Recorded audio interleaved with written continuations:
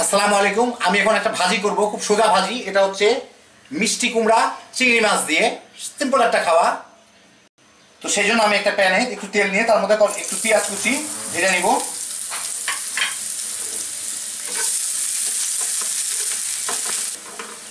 এই পেঁয়াজ কুচিটা পাশগুলো হালকা লালচে হওয়া শুরু করলেই আমি এর মধ্যে অল্প একটু কুচি চিংড়ি দিয়ে দিব। মানে চিংড়ি, ছোট ছোট চিংড়ি যে পাওয়া যায়, এগুলো ভাজিটা দিলে খুবই মজা লাগে খাইতে। মানে ভাজিটা যে টেস্টটা অন্যরকম হয়ে যায়, সেই জন্য এটা একটু দিয়ে দিব। দিয়ে এটাকে একটু ভেজে নিই, এই কয়েক সেকেন্ড মাত্র, হয়তো 20-30 সেকেন্ড।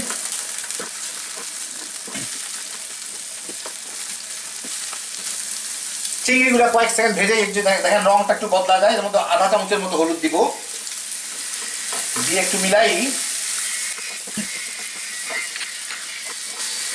স্বাদ মতো লবণ দিয়ে দিই। আর এইখানে এক ফালি মিষ্টি কুমড়া এরকম কেটে রাখছিলাম, যদিও মিষ্টি কুমড়াটা কেমন জানি সবুজ সবুজ টাইপের, কিছু করার নাই, ওগুলা দিয়ে দিব। দিয়ে এটাকে মিলায় একটু ভেজে নিব।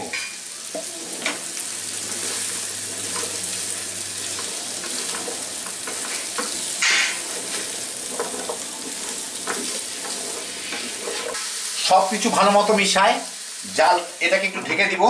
জালটা মিডিয়ামের থেকেও একটু নিচে নিয়ে রাখি। এটা বড় বড় করে কাটা মিষ্টি কুমড়া, যাতে মিষ্টি কুমড়াটা সিদ্ধ হয়ে যায়। মিডিয়ামের থেকে একটু কমে রাখলাম আঁচটা। 3-4 মিনিট পরে একটু উল্টায় দিব, এবং সব তেলগুলোও ছেড়ে দিচ্ছে।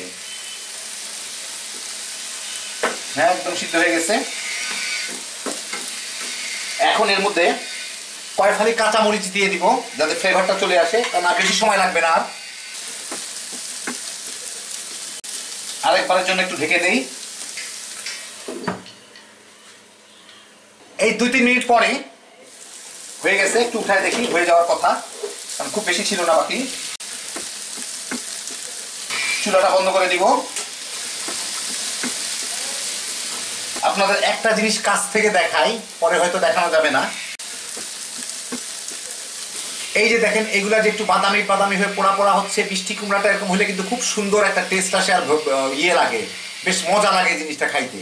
তো যদি নিজেরা পারেন একটু বাদামি করে ভেজে নিয়েন, তাহলে খুব মজা লাগবে খাইতে মিষ্টি কুমড়াগুলা। এখন একটা প্লেটে বেড়ে আপনাদের দেখাচ্ছি। তো এই যে দেখেন, হয়ে গেল আমার অনেক সহজে গুঁড়া চিংড়ি মাছ দিয়ে মিষ্টি কুমড়া রান্না। খুবই মজার। মিষ্টি কুমড়াটা মিষ্টি হলে আরেকটু ভালো হইতো, কিন্তু এটা তো মিষ্টি না, কিন্তু মিষ্টি না হইলেও খারাপ না। আমি নিউট্রিশন যা পাওয়ার পাবো, আর খাইতেও খুব মজা লাগে। আর আমি একটু এই যে দেখেন পোড়া পোড়া একটু বাদামি বাদামি করে ভাজি, যেই কারণে এগুলো আমার কাছে খুব মজা লাগে। আপনারা চেষ্টা করে দেখতে পারেন, কিংবা অনেকে হয়তো এইভাবেই খান। যাই হোক, দেখলেন কত সহজে হয়ে যায়। এইগুলোই আসলে হ্যাপি জোশের আইটেম। কখনও এগুলোতে অরুচি আসে না। তামা তামা করে খায় ফেলাতে পারবেন কয়েক প্লেট ভাত এই ধরনের ভর্তা ভাজি থাকলে। তো দেখেন কত সহজে বানায় ফেললাম।